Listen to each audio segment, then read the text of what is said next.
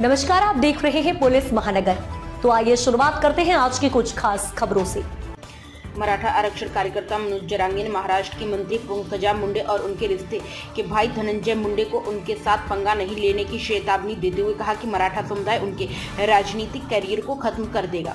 महाराष्ट्र सरकार में मंत्री पंकजा मुंडे ने बृहस्पतिवार को एक बयान में कहा था कि मराठों को आरक्षण अन्य पिछड़ा वर्ग की थाली से नहीं दिया जाना चाहिए, क्योंकि इस समुदाय के सदस्य पहले से ही भूख से जूझ रहे हैं। जरांगे ने कहा, मैं उन दोनों को चेतावनी दे रहा हूं, छगन भुजबल की बात मत मानो और मुझसे पंगा मत लो।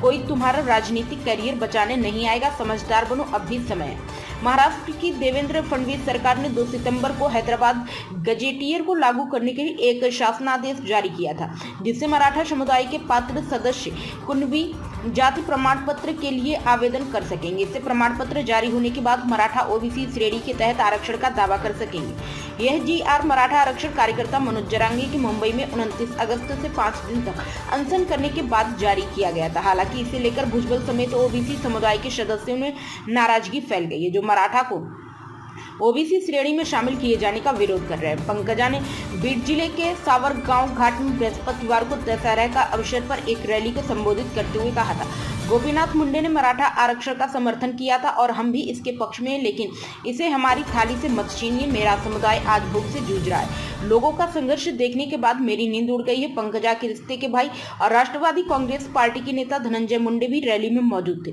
उन्होंने भी ओबीसी समुदाय के हिस्से में से मराठों को आरक्षण दिए जाने का विरोध किया था। कार्यकर्ता ने कहा कि वे धनंजय मुंडे की वजह से एनसीपी प्रमुख व उप मुख्यमंत्री अजित पवार को भी नहीं बख्शेंगे।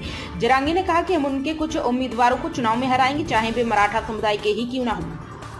उन्होंने कहा, ऐसी स्थिति में मराठा समुदाय के सदस्यों को ओबीसी श्रेणी के तहत कई समुदायों को आरक्षण देने वाले 1994 के जीआर को रद्द करने की मांग करते हुए एक ज्ञापन के साथ तहसील और जिला अधिकारी कार्यालय से संपर्क करना चाहिए। मैं भी सरकार को पत्र लिखकर 50% की सीमा से परे 2% अतिरिक्त कोटा रद्द करने की भी मांग करूंगा। जरांगे ने कहा कि वह करेंगे मांग कि जिन समुदाय ने प्रगति की है उन्हें आरक्षण के लाभों से बाहर रखा जाए।